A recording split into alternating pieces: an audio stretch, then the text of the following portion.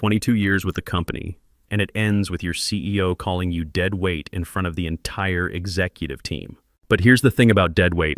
Sometimes it's the anchor that keeps the whole ship from sinking. I'm Derek Reynolds, and until about 6 months ago, I was the Chief Financial Officer at Meridian Systems.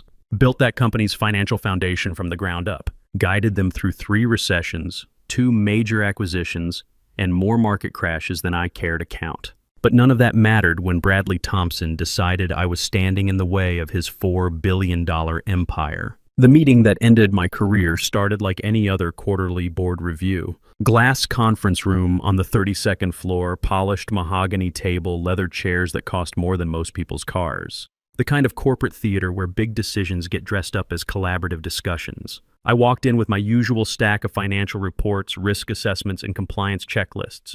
22 years of doing this job had taught me to always come prepared. Bradley was already there, of course, holding court with a few board members. His tie was loosened, sleeves rolled up, his I'm a man of the people look that he'd perfected over the years. The agenda was supposed to be routine. Q3 numbers, budget projections for next year, maybe some discussion about the Pinnacle Industries acquisition that had been floating around for months. Standard corporate business. What I got was an ambush. Before we dive into the quarterly reports, Bradley announced once everyone was seated, I think we need to address the elephant in the room. His eyes found mine across that polished table. Derek's become a bottleneck. His old-school approach to risk management is killing our growth potential.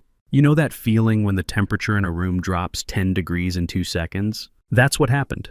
8 board members suddenly found their coffee cups very interesting. The Pinnacle deal should have closed 6 months ago, Bradley continued, warming up to his theme. But Derek here keeps finding new reasons to delay. More studies, more reports, more analysis paralysis. He leaned forward, his voice getting sharper. Derek's lost his edge, playing it too safe, blocking progress. Maybe it's time for younger blood to handle the big deals. I sat there, pen in hand, watching my career get dissected in real time. 22 years of keeping this company profitable, and I'm getting lectured about being too cautious. The same caution that saved us millions during the dot-com crash. The same analysis that kept us out of the subprime mortgage disaster that killed half our competitors. Bradley, I said, keeping my voice level, the Pinnacle acquisition has legitimate due diligence issues That's exactly what I'm talking about, he cut me off. Everything's an issue with you. Every opportunity becomes a problem to solve. He gestured to the board members like they were jury members. We need leaders who see solutions, not obstacles. The room was dead quiet. I glanced around the table at faces I'd known for years. Amanda Foster, who joined the board 3 years ago, was staring at her notepad. Richard Walsh, from our biggest institutional investor, was checking his phone. Nobody was making eye contact. Then Bradley delivered the knockout punch. I've made my decision. Derek Reynolds is no longer Chief Financial Officer of Meridian Systems. Effective immediately. The words hung in the air like smoke from a building fire. 22 years, and it ends with a sentence that took 5 seconds to deliver. I looked around that table one more time. These people had trusted me with their company's financial future for over 2 decades. I'd made them rich, kept them out of trouble, built the systems that turned their startup dreams into a Fortune 500 reality. And not one of them said a word in my defense. So I did what you do in situations like this. I gathered my papers, stood up, and walked toward the door, professional to the end. Derek, Bradley called after me, his voice softer now, probably realizing how brutal he'd just been. This isn't personal. It's just business. I paused at the door and looked back at him. Bradley, everything about business is personal. You just never learned that. Walking out of that conference room felt like leaving a funeral, my own. The hallway seemed longer than usual. Every step echoed off those marble floors like a countdown timer. I could feel eyes watching me through office windows, people already starting to whisper. But here's what nobody in that room knew, including Bradley. As I walked past their shocked faces, past the corporate artwork and motivational posters about teamwork and excellence, I was carrying knowledge that would bring his entire empire crashing down. And the beautiful part? He'd handed me the weapon himself 2 years earlier. Let me back up and tell you how this really started. Because the best revenge stories always begin with the target digging his own grave. 2 years ago, Bradley came to me with the Pinnacle Industries deal. He was practically vibrating with excitement, talking about market domination, crushing the competition, making Meridian the undisputed leader in our sector.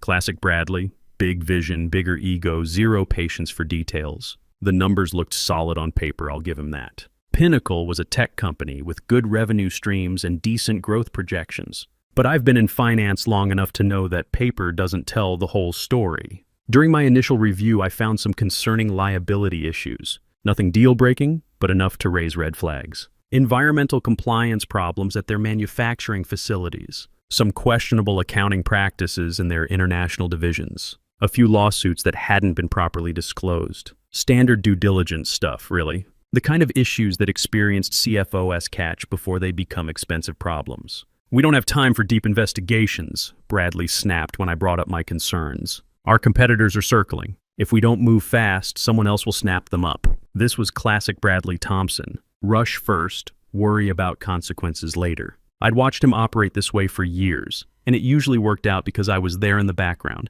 catching the falling pieces, cleaning up the messes, making his aggressive strategies actually work. But this time felt different. The stakes were bigger, the risks more complex, and Bradley was more impatient than I'd ever seen him. So I did what any good CFO would do. I built myself an insurance policy. It was a simple clause buried deep in the legal framework of the deal. Section 14, subsection C, page 47 of a 200-page document. Easy to miss if you're the type of executive who signs things without reading them. Which, let's be honest, Bradley absolutely was. The clause read, "Final authorization for any acquisition exceeding $1 billion requires countersignature from the Chief Financial Officer, ensuring fiduciary responsibility to shareholders and regulatory compliance." Sounds boring, right? Corporate legalese that most people would skim right over. But those 23 words were about to become the most important sentence Bradley Thompson ever ignored. The night I drafted that clause, we were in the conference room until almost midnight. Empty coffee cups everywhere, legal documents scattered across the table like confetti. Most of the executives had already gone home, but Bradley was still there, pacing behind my chair, his patience wearing thinner by the hour. "We don't need more delays, Derek," he kept saying. "Our competitors are circling. We need this framework signed before morning." I kept my eyes on my laptop screen, typing and retyping the language until it was exactly right. 22 years in corporate finance had taught me that the devil lives in the details. And sometimes, if you're smart about it, you can make the devil work for you. When I finally slid the draft across the table, Bradley barely glanced at it. He was already mentally celebrating his victory, probably thinking about the press conference he'd hold to announce the deal. "This looks fine," he muttered, flipping through pages faster than anyone could actually read them. "Print it." Daniel Pierce, one of our junior lawyers, leaned forward and squinted at the document. "Excuse me, this clause in Section 14. It places final authority with the CFO. That seems unusual for—" "Enough," Bradley cut him off, his voice sharp as glass. "We don't have time for theory lessons. Just get the signatures we need." I watched Bradley's face as he signed that document. No hesitation, no questions. He thought I was just another rubber stamp in his corporate machine. But I knew something he didn't. Someday, maybe someday soon, this clause would matter. Fast forward 2 years. The Pinnacle deal was back on the table, bigger and more aggressive than ever. Market conditions were perfect. Bradley's ego was at an all-time high, and he'd spent the last 6 months telling investors this merger would make Meridian the dominant player in our sector. The stock price had already jumped 15% just on rumors of the acquisition. Financial journalists were calling it the deal of the decade. Bradley was being featured on magazine covers as CEO of the year. Everything was going exactly according to his master plan. There was just one tiny problem. The guy whose signature he needed to close the deal was the same guy he'd just fired for being dead weight. Walking back to my office after that boardroom execution felt like walking through a different company. The atmosphere had shifted completely. Conversations stopped when I appeared. People suddenly found their computer screens fascinating. I wasn't their respected CFO anymore. I was radioactive. A marked man walking through corporate purgatory. My assistant wasn't at her desk. Probably called into HR for transition planning or whatever they call it when they're erasing you from the organizational chart. The door to my office was still open, but it felt like entering a crime scene. Lisa Martinez from HR was waiting by my desk. She had that carefully neutral expression HR people perfect over years of delivering bad news to people who used to matter. "You'll need to clear your things today," she said, gesturing to a cardboard box sitting on my chair. "I'll supervise the packing process." Supervise. Like I might steal the staplers or download secret files. 22 years of building this company's financial systems, and now I needed supervision to pack my family photos. I nodded and started gathering my professional life into that box. My MBA diploma from Wharton, a photo from the company's IPO celebration 15 years ago, my CPA certification, a coffee mug from a risk management conference that nobody remembers. As I cleaned out my desk drawers, my fingers hit something thick wedged against the back panel. I pulled it out, a glossy binder with merger agreement draft, Meridian Pinnacle acquisition printed across the cover. My heart started beating faster. I flipped through the familiar sections until I found page 47, section 14, subsection C, and there it was, the line that would change everything. Countersignature, Chief Financial Officer Derek Reynolds. The space next to my name was completely blank. Lisa was busy checking her phone, probably coordinating with security about when to escort me out. She wasn't paying attention to what I was packing. I slipped the binder back under some old quarterly reports and closed the drawer. For the first time since Bradley's public execution, I smiled. Really smiled. You know what they say about the best laid plans? Sometimes they work exactly the way you designed them to, even when you're not trying to use them. Sometimes the safety net you built years ago becomes the rope your enemy hangs himself with. I finished packing in silence, loaded the box into my arms, and walked out of Meridian Systems for what I thought would be the last time. But as I pushed through those glass doors into the parking garage, I wasn't thinking about endings. I was thinking about beginnings. Because somewhere in that box, hidden under old expense reports and forgotten memos, was a legal document that gave me more power over Bradley Thompson's future than he could possibly imagine. The same document he had signed without reading. The same clause he'd dismissed as bureaucratic nonsense. The drive home gave me time to think. 22 years with one company is a long time in today's economy. Most of my peers had job-hopped their way up the corporate ladder, chasing bigger titles and better stock options. But I'd stayed loyal to Meridian, believed in building something lasting, trusted that dedication would be rewarded. I'd guided them through the dot-com crash when half our competitors went bankrupt. I'd restructured our debt during the 2008 financial crisis when credit markets froze solid. I'd built the compliance systems that kept us out of the regulatory nightmares that destroyed companies like Enron and WorldCom. And my reward? Getting called deadweight by a CEO whose biggest qualification was inheriting his father's venture capital connections. But here's what Bradley never understood about finance guys like me. We don't just manage numbers. We manage risk.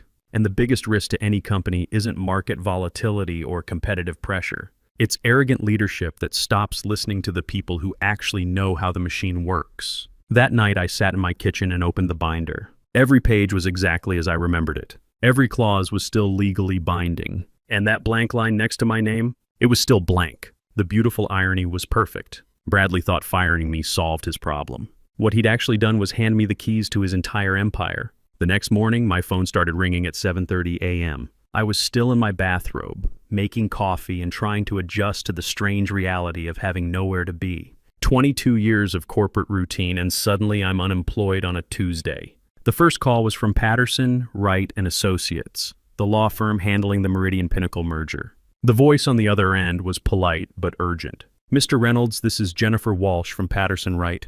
We need to schedule a meeting to complete the final authorization paperwork. The regulatory deadline is Friday."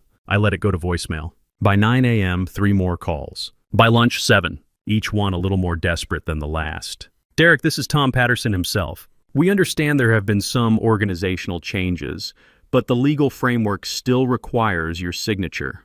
Please call me back immediately." The beautiful thing about being fired is that suddenly you have all the time in the world to think clearly. No meetings, no deadlines, no Bradley Thompson breathing down your neck about quarterly projections. Just you, your coffee, and the slow realization that maybe losing your job isn't the worst thing that could happen.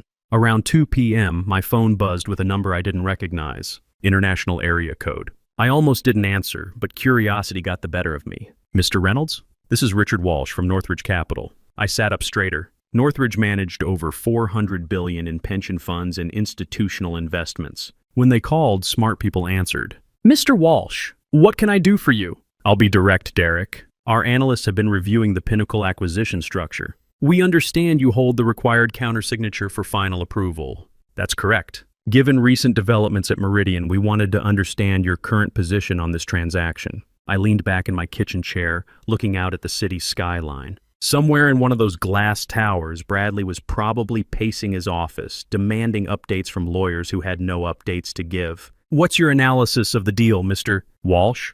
Our due diligence team has identified several risk factors that concern us.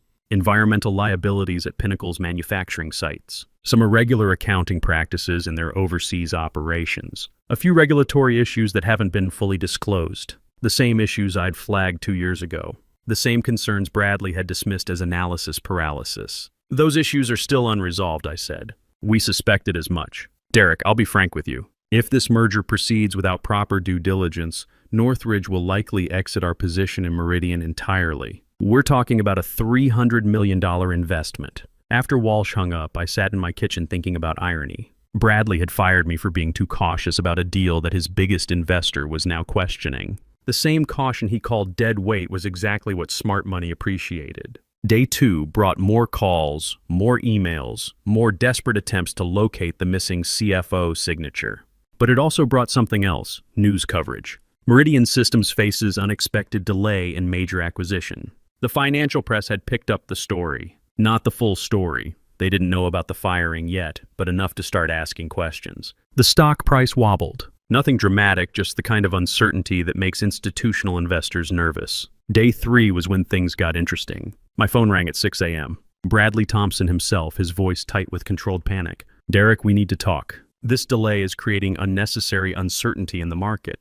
I let him talk for 2 minutes about professional obligations and fiduciary duty to shareholders before I finally responded. "Bradley, I think you fired me for being too cautious about this exact deal. Look, maybe I was hasty yesterday. The board was pressuring me to move faster, and I took that frustration out on you.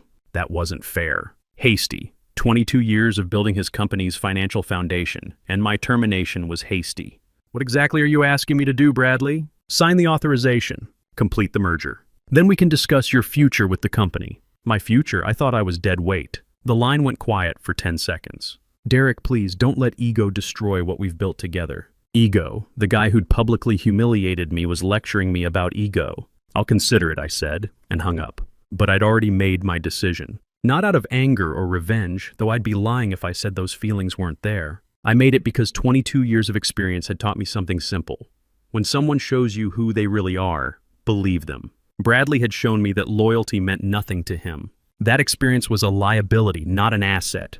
That the person who'd built his company's financial systems could be discarded the moment they became inconvenient. So I did what any good CFO would do. I protected the shareholders from bad decision-making. Day 4 brought reporters to my front door. The story had leaked completely now. Fired CFO holding up billion-dollar merger. The press loved it. Corporate drama with clear heroes and villains. "Mr. Reynolds, can you comment on why you're refusing to sign the merger authorization?" I gave them the same answer I'd given everyone else.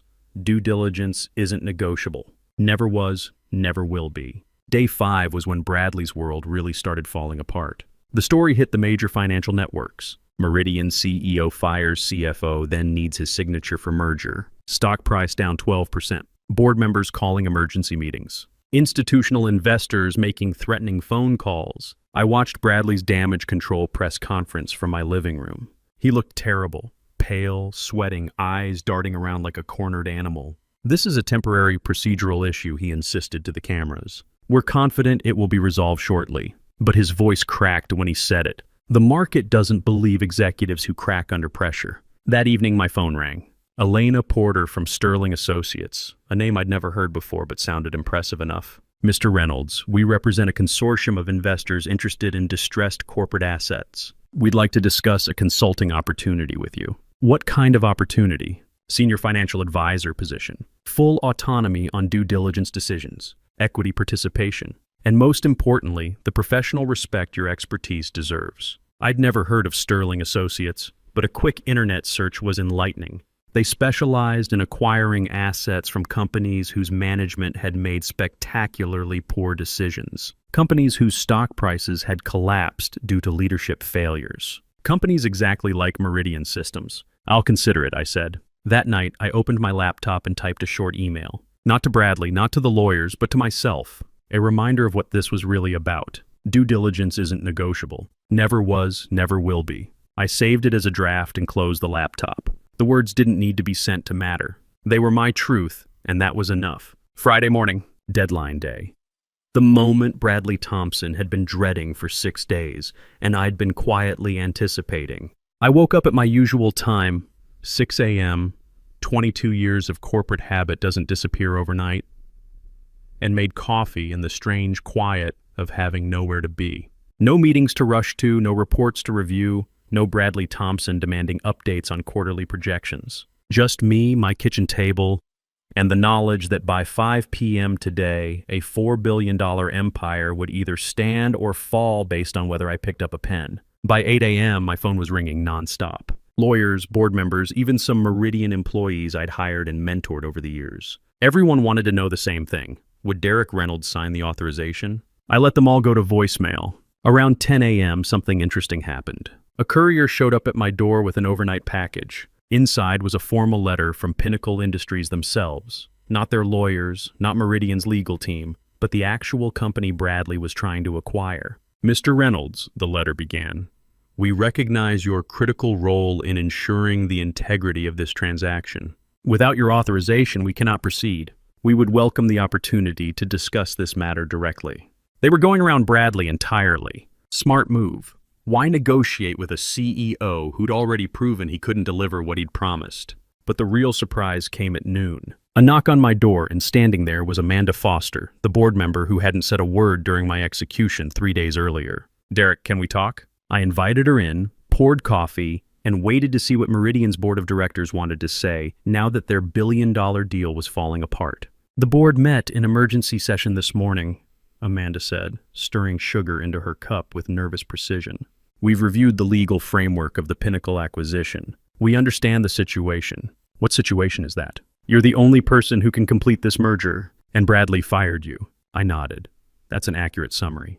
Amanda looked out my kitchen window at the city skyline, probably thinking about all those glass towers where Meridian's competitors were watching the company implode in real time. The board is prepared to offer you immediate reinstatement, full CFO authority, 5-year contract, 20% salary increase. Interesting timing. Derek, we made a mistake. Bradley made a mistake. But don't let that destroy $4 billion in shareholder value. I leaned back in my chair, studying this woman who'd sat silent while I got professionally executed, but was now in my kitchen begging me to save her investment. Amanda, let me ask you something. If I sign this authorization today, what happens to me next week when Bradley decides I'm still too cautious about his next big idea? She didn't have an answer for that, because we both knew exactly what would happen. 6 months from now, maybe a year, Bradley would find another reason to call me deadweight, and I'd be right back where I started. The board would protect you, she said, but even she didn't sound convinced. Like you protected me on Tuesday? After Amanda left, I sat at my kitchen table thinking about choices. Real choices. The kind that define who you are and what you stand for. I could sign the authorization. Take the money, restore my reputation, go back to being Bradley Thompson's cleanup crew. Pretend the last week never happened, and hope he'd learned some kind of lesson about treating people with respect. Or I could do what 22 years of experience told me was right. Protect the shareholders from a risky acquisition that hadn't been properly vetted. Stand by the professional standards that had made me good at this job in the first place. At 4 p.m., my phone rang one last time. Bradley himself, his voice barely above a whisper. Derek, please, you've proven your point. I was wrong to call you dead weight. You're not dead weight. You never were. Don't let this destroy what we built together. For just a moment, I almost felt sorry for him. Almost. Bradley, we didn't build this together. I built the financial systems. I managed the risks. I cleaned up the messes. You just took credit for the results. What do you want? Money? Equity? A seat on the board? Just name it. I want something you can't give me. I want to work for people who value experience instead of dismissing it. Who see caution as wisdom, not weakness. Who understand that good financial management isn't about saying yes to everything. It's about knowing when to say no. The line went quiet. So you're really going to let the deadline pass? I looked at the clock. 4:47 p.m. Due diligence isn't negotiable, Bradley. Never was, never will be. At 5 p.m. exactly, I was sitting on my couch, watching the financial news when the alerts started flashing across the screen.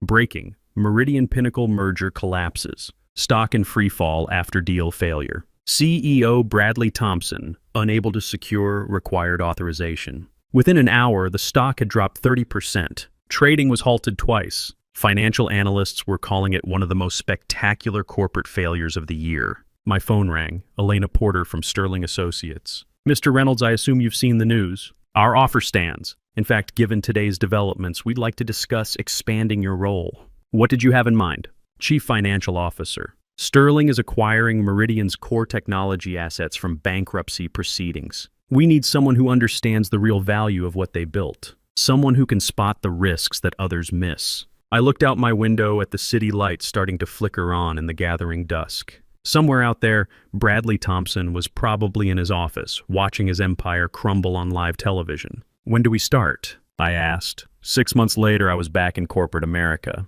Different company, same expertise, but this time working for people who hired me specifically because I knew when to say no. Sterling Associates bought Meridian's best assets for pennies on the dollar and turned them into a profitable division within 18 months. Bradley?